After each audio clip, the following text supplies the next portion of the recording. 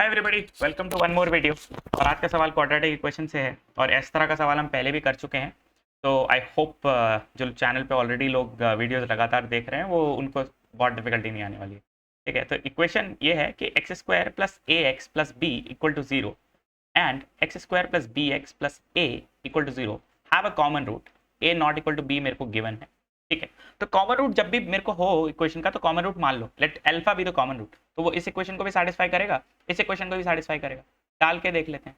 तो A alpha plus beta is equal to zero और यहाँ पे डालेंगे तो B alpha plus A is equal to zero. ठीक है, दो इक्वेशन आ गई। अल्फा स्क्वायर को एलिमिनेट कर देते हैं, यहाँ सब्ट्रैक्ट किया तो ये कट गया। तो अल्फा की वैल्यू कितनी आ गई, A minus B plus B minus A is equal to zero. Alpha A minus B is equal to A minus B, A minus B दोनों तरफ से कट गया तो अल्फा इक्वल टू वन आ गया। ये मैं काट तभी पा रहा हूँ जब A not equal to B है।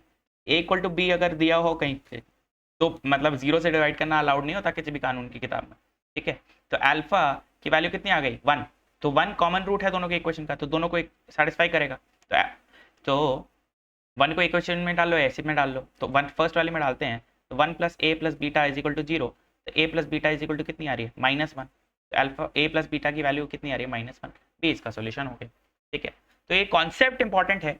मतलब बहुत सारी किताबों में फॉर्मूले दिए होते हैं कि मतलब alpha be the common root, तो B one C one B two C two, ये सब करने की जरूरत नहीं है। इतना सब फॉर्मूला आईआईटी के पेपर में एग्जाम प्रेशर में याद नहीं रहता। ठीक है, तो जब भी एक कॉमन रूट दिया हो अल्फा मान लो और इक्वेशन को एलिमिनेट करने की कोशिश करो, अल्फा की वैल्यू निकालने की कोशिश करो। अल्फा की वैल्यू जब भी वेरिएबल्स के टर्म में निकल आ जाए उसको इक्वेशन में पुट करो और जो भी रिलेशन पूछा गया है मोर और less of the time answer निकल के आ जाता है।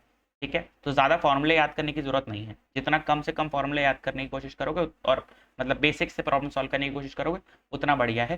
जो लोग चैनल पर नए आए हैं, कोई वीडियो अच्छा लगा है तो और वीडियोस भी प्लेलिस्ट की फॉर्म में मैंने चैनल पर डाली हुई हैं।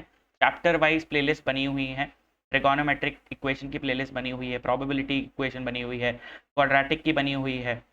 ठीक है, लिमिट्स एंड कंटिन्यूटी की बनी हुई है। ठीक है, सो सारे चैप्टर्स की मतलब प्लेलिस्ट बनी हुई है। अच्छे से अच्छे सवाल मैंने उसमें डाले हैं और डेली लेवल पे डाल रहा हूँ। ठीक है, तो चैनल को सब्सक्राइब कर लो, बेल आइकन दबा लो सो दैट जब भी कोई नई वीडियो आए तो आप उसको मिस ना करो।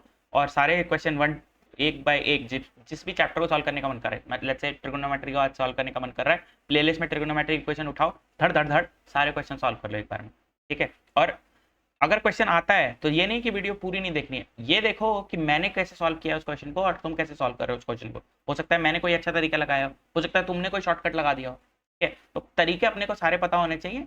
जो क्लिक करेगा, जो फटाफट आंसर देगा, हम वो तरीका लगाएंगे और अपना टाइम बचाएंगे। Because exam point of view में टाइमिंग सबसे इंपॉर्टेंट है। टाइम अगर मतलब अगर आईआईटी के पेपर के लिए 10 घंटा दिया जाए तो मैथ सब फुल नंबर लेके आएंगे, टाइम कम होता है पेपर में। ठीक है, तो हमें स्मार्ट सॉल्यूशंस निकालने हैं और बाकी तो हो ही जाएगा। और कितने सवाल सॉल्व करने डेली लेवल पे 40 से 50 क्वेश्चन सॉल्व करने हैं, ये तो अपने को ठान के चलना है। ठीक है, बाकी मिलते हैं नेक्स्ट वीडियो में। Okay, bye bye.